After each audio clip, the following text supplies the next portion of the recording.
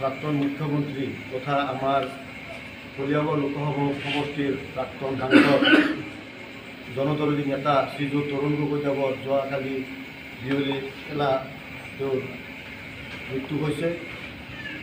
তেখেতৰ মৃত্যুত গোটেই ভাৰতবৰ্ষৰ লগতে আমাৰ অসম প্ৰদেশ কমিটিৰ লগতে আমাৰ আজি মৈৰাবাৰী ব্লক কংগ্ৰেছ কমিটিৰ দ্বাৰা হিং সমষ্টিৰ শ্ৰদ্ধাঞ্জলি অনুষ্ঠান আয়োজন কৰাৰ বাবে মই কৰ্মকৰ্তাসকলক ধন্যবাদ জনাইছোঁ।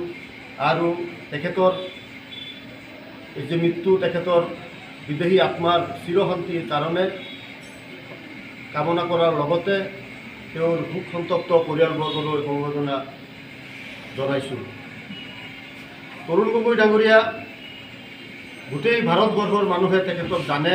তেওঁ এজন বলিষ্ঠ নেতৃত্ব দিব পৰা তেওঁ এজন যোগ্য ব্যক্তি আছিল। অকল কংগ্ৰেছ দলৰেই নহয়, তেওঁ মই ভাবোঁ গোটেই ভাৰতবৰ্ষৰ ৰাইজৰ এজন আদৰ্শ ব্যক্তি।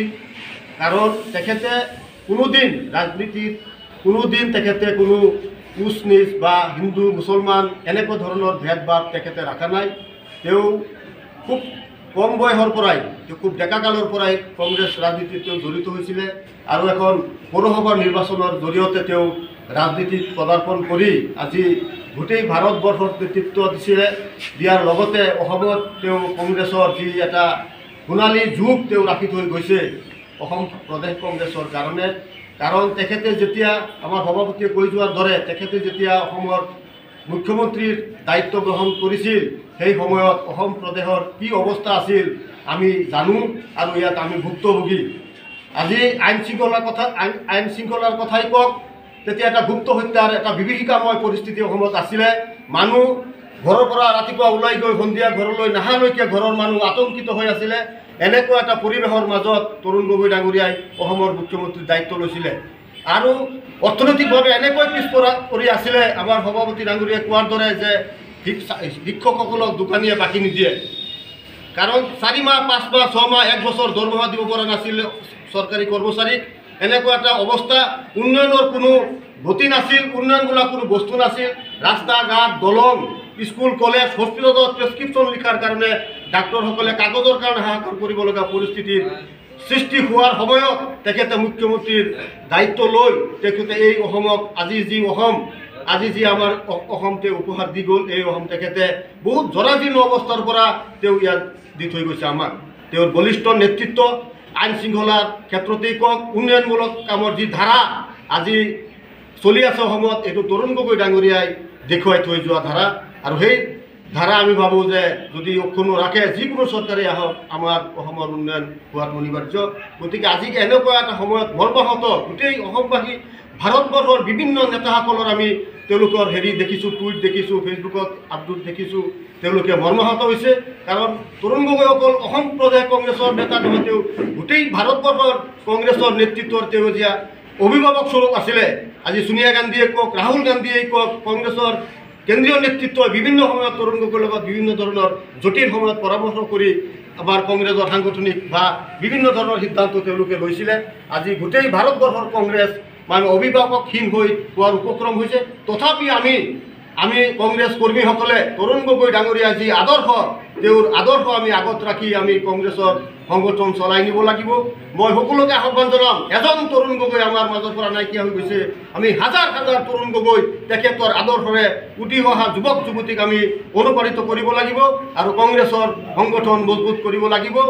গতিকে এই আহ্বান ৰাখি আৰু শোক সন্তপ্ত পৰিয়ালবৰ্গলৈ আমাৰ গৌৰৱ গগৈ ডাঙৰীয়াকে আদি কৰি তেখেতৰ পৰিয়াললৈ আমি সমবেদনা জনাই আমাৰ শ্ৰদ্ধাঞ্জলি অনুষ্ঠান ইয়াতে সামৰিছোঁ। কালি সন্ধিয়া আমাৰ অতি জনপ্ৰিয় নেতা অসমৰ 3বাৰৰ মুখ্যমন্ত্ৰী শ্ৰদ্ধাৰ তৰুণ গগৈ ডাঙৰীয়াৰ মৃত্যুত আমি মৈৰাবাৰী ব্লক কংগ্ৰেছৰ তৰফৰ পৰা গভীৰ দুখ প্ৰকাশ কৰিছোঁ। গোটেই অসমত আমাৰ কংগ্ৰেছ কৰ্মীৰ বুকুত বেদনাই ছানি ধৰিছে। তেখেতৰ মৃত্যুত আমি মৰ্মাহত হৈছোঁ। তেখেত এজন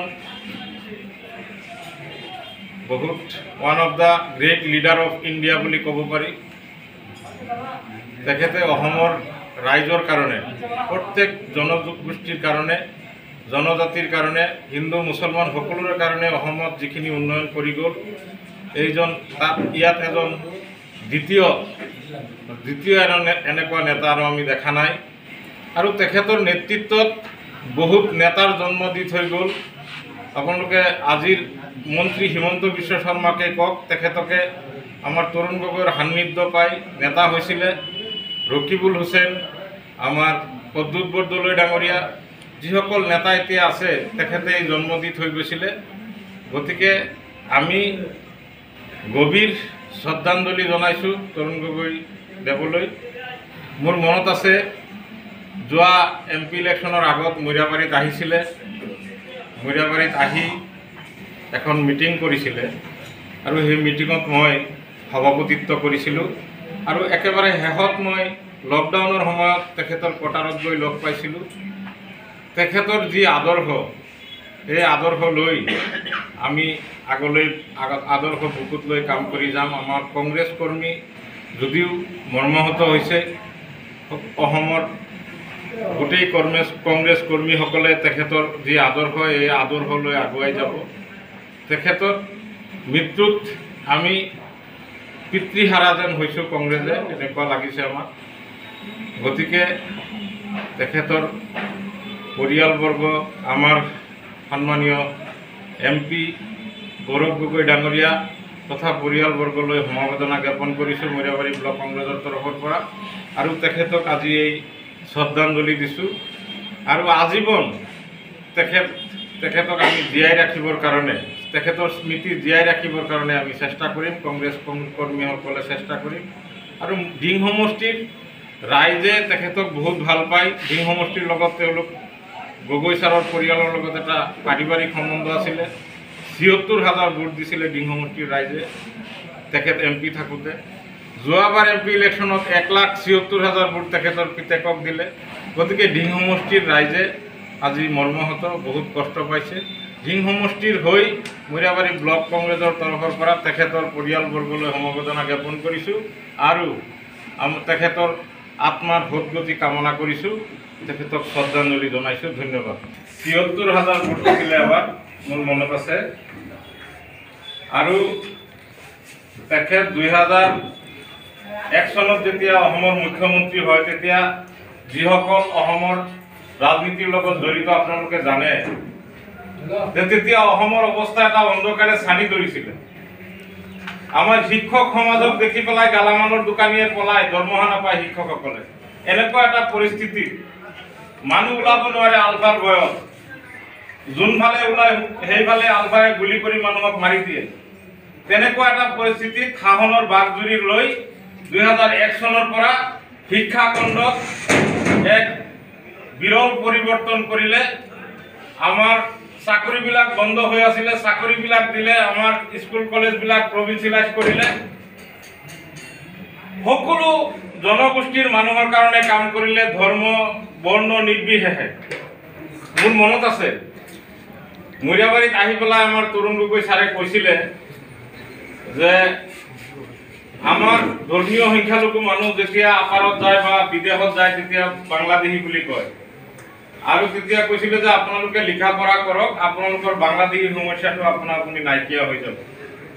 আৰু কৈছিলে যে মই আপোনালোকক ভোটাৰ ID কাৰ্ড দিছোঁ, এইটো মই আপোনালোকক এটা চাৰ্টিফিকেট দিছোঁ, এইটো NRC-তকৈ কম নহয়।